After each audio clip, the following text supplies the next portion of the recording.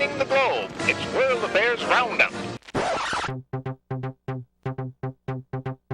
The Institute of World Affairs at the University of Wisconsin-Milwaukee presents World Affairs Roundup, a monthly edition of International Focus providing opinion and analysis of global events, with John Katzka, a retired member of the U.S. Foreign Service, Ann Hamilton, political scientist at UW-Whitewater who also served in the U.S. Foreign Service, and Robert Craig, executive director of Citizen Action of Wisconsin and author of articles and books on American foreign policy. Support provided by Milwaukee Public Television and the UWM Center for International Education.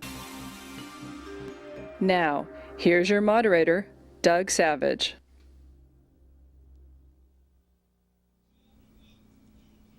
Welcome to International Focus and another edition of our World Affairs Roundup.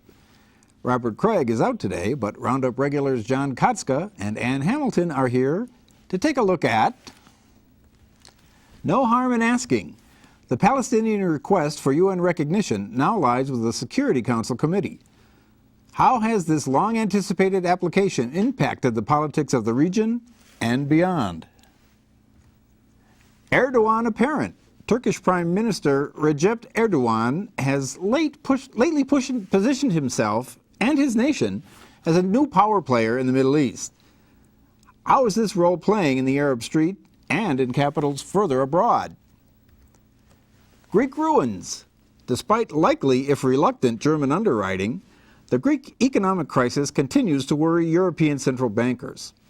How likely is it that Athens will tumble out of the eurozone, and what would be the impact if it did? And how to return without ever leaving. Russian President Dmitry Medvedev has announced that he will swap jobs with current Prime Minister Vladimir Putin, setting the stage for Putin to rule until 2024. What does this mean for the nation one Russian tabloid recently dubbed Putlandia? We'll also remember a Kenyan environmentalist and Nobel laureate who founded a development movement based on planting trees. Well, Ann, John, welcome back. And let's start with Palestine and the UN. Ann, tell us exactly what was the process that led to where we are right now? Well, the Palestinians, of course, through a number of years have been talking about achieving statehood, and there's the two-state solution that's been put forth in a number of negotiations between the states and between Israel and Palestine, and involving the United States and other brokers. And they finally decided that they weren't getting anywhere through negotiations and decided to try this application for membership in the United Nations. The process is to take an application it's not to actually accord them statehood, because only states can actually recognize other states, but it is for to become a member state of the UN. And the process involves first Security Council passing a Security Council resolution in which the 5 permanent members all have to agree. None of them can veto the resolution. And then it goes to the General Assembly, 193-member General Assembly, where the resolution has to pass by a 2/3 vote. The United States has been saying that it will veto this resolution, and this has created somewhat of a diplomatic crisis, not only in the United States but also in Israel, and it has united many in the Middle East, Middle Eastern countries behind the cause. And it's very interesting to see how it's playing itself out at the UN. Currently, the resolution is in a Security Council committee, where apparently it could stay for a very long time if the United States is successful at preventing it, a vote coming on it. John, President Obama, in his annual address to the General Assembly, had quite a bit to say on this application, did he not? Well, he did, and some of it that he probably wishes he hadn't said. It really tips the scale in terms of the U.S. being an honest broker in the Middle East, decidedly in the direction of Israel. This really shouldn't come as any surprise. Obama is really no different from his predecessors in office or from the Congresses that have continuously endorsed Israel's position. The problem is it is now caught up in the electoral process in the United States. Candidates on both sides, the Republican and Democratic side, are literally falling over each other to endorse Israel's position. And what this does is it makes it very difficult for the diplomats to try and find common ground in the process. Well, and if we compare the recent UN speech with the much heralded Cairo speech the president made, what would the administration say is the consistent threat? I mean, I'm certainly certain they wouldn't say, well, yes, we've changed our minds. Well, it's true. There's a lot of disappointment in the Middle East, in particular, in terms of Obama's support for the democratic aspirations, they would say, of the Palestinian people, and also which were reflected in the Cairo speech, and also in his speech to the General Assembly last year. He made a specific reference to his hope that he would be welcoming, that the General Assembly would be welcoming a Palestinian state to the UN. So what would they say about the position in the most recent speech where he's saying this isn't something we can support? I think Obama would say that there is consistency, because he's always said that we needed to have a negotiated settlement, and this can be, you can say it's unilateral, just coming and saying that a negotiated settlement isn't going to work. I think that most people don't buy that. I think that most people see it as John sees it, as although not a switch in a U.S. position towards Israel, but it looks like a contradiction in Obama's position from his previous speeches. Well, and what about you referenced this earlier, John? The image of the U.S. as an honest broker. I mean, what does this do to the U.S. ability to really be the driver of the process? I'm not sure it makes a great deal. There hasn't been much movement whatsoever in terms of the Middle East peace process. We haven't been able to get Israel to back off of the settlements. We haven't been able to get Hamas, and that's a good point to bring up, Hamas's relationship to this. We've been talking about the PLO and their contribution. Hamas has been rather quiet in terms of their reaction, and that'll have to be part of the equation as well. They're applying for statehood or membership in the UN as half a state, sort of because Hamas is not participating in the process. Well, and if it at best is neutral vis-a-vis our role in the region, does it open the door for anyone else to step in and play a more prominent role? I think we're going to get to that one in a minute.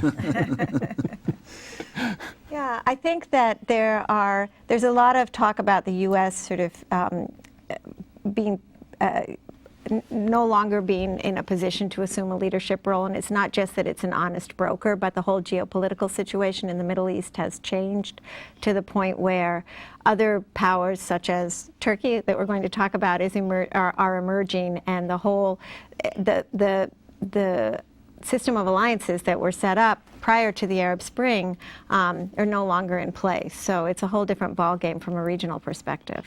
So let's talk a little bit about what's at stake for the various interested parties, starting with the Netanyahu government in Israel.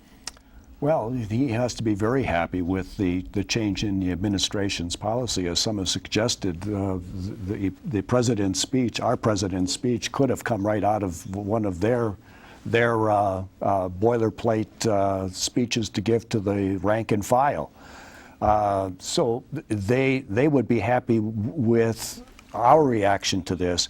They have to be very concerned about any of the options that are out there, other than just getting member status, which only the Security Council can give. The General Assembly can give observer status. And that also has ramifications. If the General Assembly were to give them, then the Palestine then has the access to the UN organizations and apparatus. And for example, they could bring charges against Israel in the International Criminal Court. And Anne, what about that option? It's sometimes called the Vatican option, because they would essentially have the same status that the Holy See does vis-a-vis the UN. Is that likely to be a plan B if a veto does occur in the Security Council? I'm not sure. I know the Europeans have been pushing for that, and certainly a lot of this is, although there are important, real, practical ramifications of this, there's a lot of symbolism involved as well in this whole process. And on the UN webpage actually lists the observer status, and they've got the non-member state observers, the Vatican, and right underneath it, entity observer statuses, the Palestinian the Palestinian Authority, it's called on the website. So they're both listed, and they're both listed as observers. And I'm not sure where it says that an entity doesn't have powers that a non-member state does, but certainly all the articles that are coming out do talk about the special rights that they're going to have. Well, we've got just a few minutes before the break, and I'd like to talk about another outcome of all of this, the ascension of Turkey and President Erdogan in the region as a result of this. Are the two events related? I think that there is a certain relationship. It's a long way since Ataturk, that's for sure. And the second thing is it's a long way since Cyprus and the Kurds were the only issues that the Turks were involved in. Some of this comes out of our encouragement of Turkey after the collapse of the Soviet Union and encouraging them to become more involved in the stands, the former Russian republics of Turkestan and Kazakhstan and Uzbekistan and those. But it also comes, I suspect that there's another connection here. And Turkey's application to the EU has gone wanting. And in fact, both Sarkozy and Merkel have been more outspoken in their opposition to Turkey's becoming a part of the EU. And with the EU's problems at present trying to digest, it really pushes this much further down the road about Turkey coming into the European environment. So it could be that this is a way in which Turkey finds greater focus, and with a growing economy and a new enthusiasm within the body politic, there's a natural connection to the Middle East. Well, and we're just about bumping up against the break, but is Turkey, in fact, the model for this sort of post-Arab Spring Middle East? Well, they certainly are presenting themselves as that. Erdogan just went on a rock star tour of the countries that have experienced revolutions and was sort of welcomed as a rock star. But the new leaders of Libya and Erdogan prayed together in a public appearance. But I think that there are warnings there. I think that, given the history and the problems that the Arabs, the revolts the Arabs had against the Ottoman Empire and all, I think that, this is not a done deal. Yeah. Well, we'll move a little further north to Europe right after our break. We'll be back shortly with more World Affairs Roundup. The Institute of World Affairs presents our community with a range of public programs relating to global issues, U.S. foreign policy, and the world economy. For more information about the Institute of World Affairs, call 414-229-3220 or visit our website at www.iwa.uwm.edu.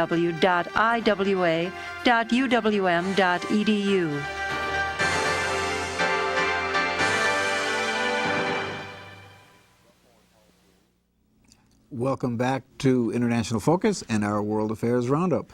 Well, and before the break, we made some reference to the situation in Europe. And this week, Greece seemed to have gotten a bit of a respite in its quest for funding its shortfall. Tell us what's going on in that situation. Well, the IMF and the European Central Bank and the European Commission are visiting Greece this week to try and establish if they've made enough progress to get a second dole out from funds that were voted on last summer by the European Commission. But there's also a move to enhance the powers of something called the European Financial Stability Facility, which is voting on a second dole out to the Greeks. And they had good news because the German Bundestag has just passed, has just approved of this and given it more support than a lot of people thought it would get. Well, and Germany, of course, has to do most of the heavy lifting on this, doesn't it? As a percentage? It does, and it's also carrying a lot of the Greek debt. So in many ways it is in their interests, although many people in Germany wouldn't necessarily see it that way. But it still has a long way to go. I mean, it's asking, it wasn't successful in putting its house in order after getting the first dole out, and it's not at all clear. In fact, it's pretty clear that they probably won't put their house in order with the second round of money should they get it. So it's a very difficult situation. So if I'm an average citizen in Bavaria, why is this in my interest? Why am I spending my hard-earned money on Greeks? And that's a question a lot of average citizens in Bavaria and other parts of Germany are asking. And the politicians, led by Merkel, are saying this is in the best interest of the European Union as a whole, and the eurozone in particular. There are people pessimists on this process that say it's all over, that Greece cannot survive this process. And what they're only doing is buying time. And the time is important. If Greece were all by itself and it defaulted on its loans and it revalued its currency, and then it could begin to, this has happened many times in history. So I'm broke, I tell my creditors I'm not paying, and then I take my national currency, devalue it, so my trade balance improves, and I can export my way into... You export your way into a surplus. But there's a rub in this situation. The rub is that they're part of the euro.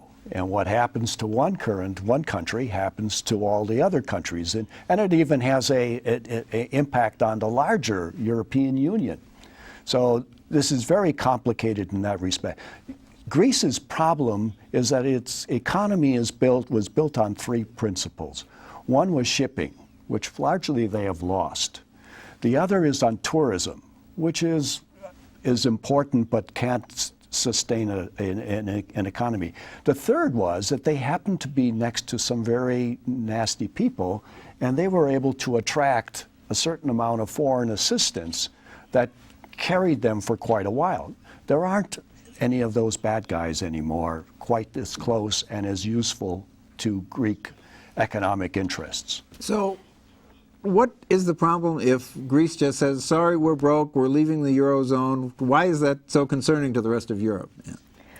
Well, I don't believe that when the euro was set up that there was any provision put in all the agreements about leaving the eurozone. So that's something that has to be figured out. And the concern is that whatever happens, that it be done in an orderly fashion. They're talking about a disorderly and an orderly option for default on their debts. And the concern is that if Greece defaults on its debt, then not only does Greece have a lot of sovereign debt, but there are a lot of private banks too that are heavily indebted. $50 to $60 billion in debt to the private banks. Well, and whereas the order of magnitude in the Greek situation might be manageable, they're not the only country in trouble, isn't that the case? That's right. We have I guess you could call it the IISP.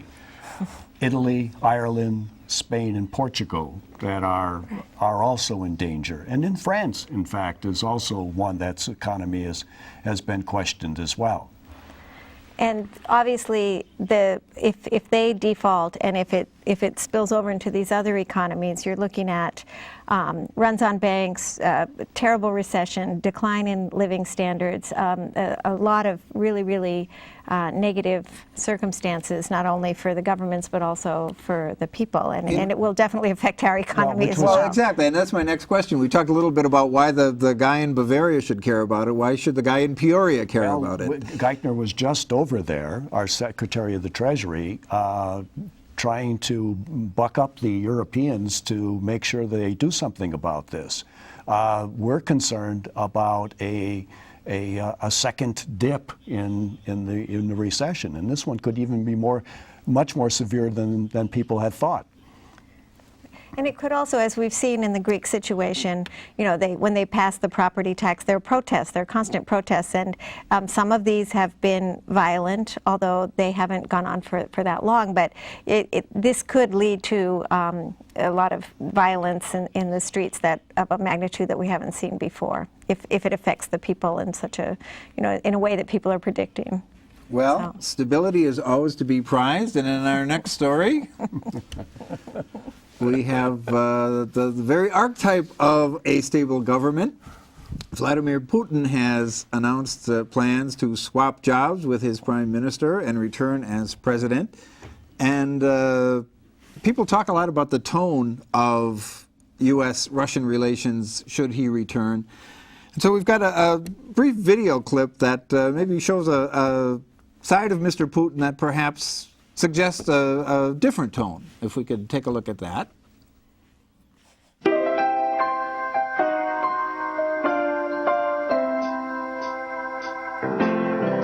I found my thrill on Blueberry Hill, on Blueberry Hill,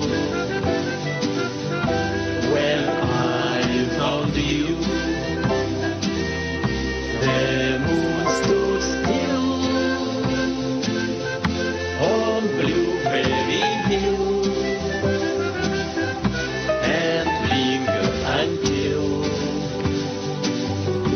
my dreams came true. Well, that's more than enough of that. So,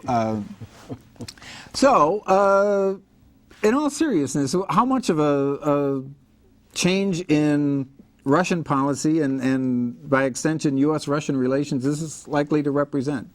Well, I'm from the school that says Putin has been in charge all along, and that there is a difference in style between he and the current president Medvedev, but that in the policies, these were defined by Putin with probably contributions from Medvedev, but basically it's his policy. So that in terms of what are Russian interests, what kind of an image they want to project, I don't see a great deal of difference moving forward. But you also have to remember that this was done at a party, the United Russian Party Convention, and that there could be some, but not likely, any changes as we move towards March when the elections occur.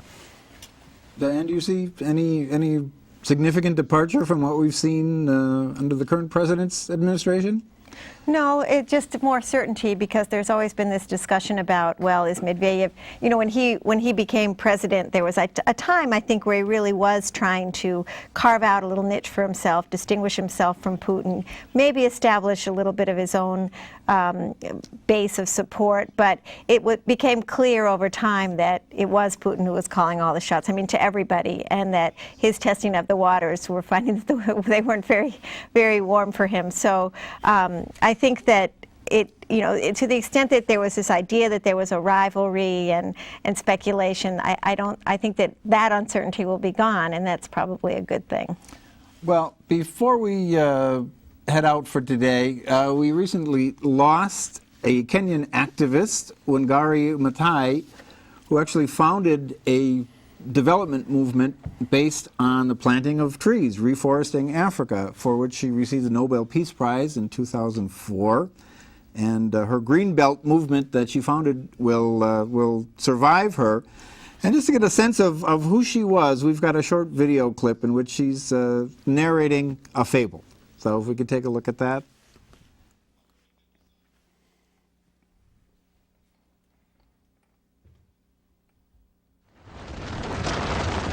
We are constantly being bombarded by problems that we face, and sometimes we can get completely overwhelmed.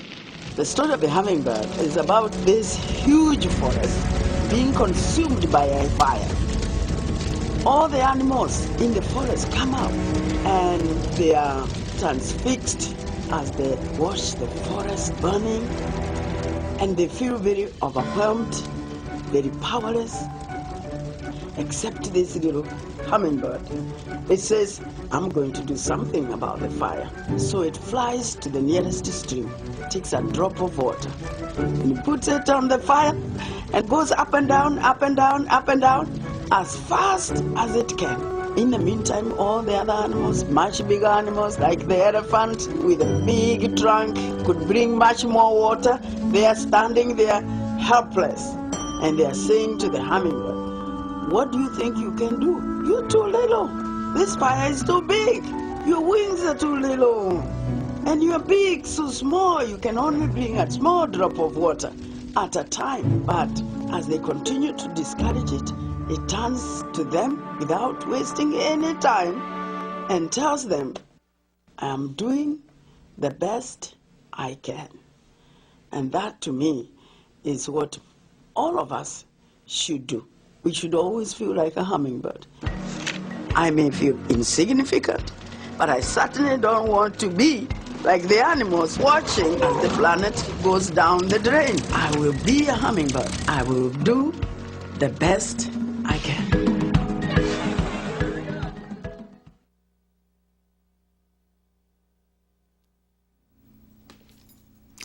We'll see you next time on International Focus.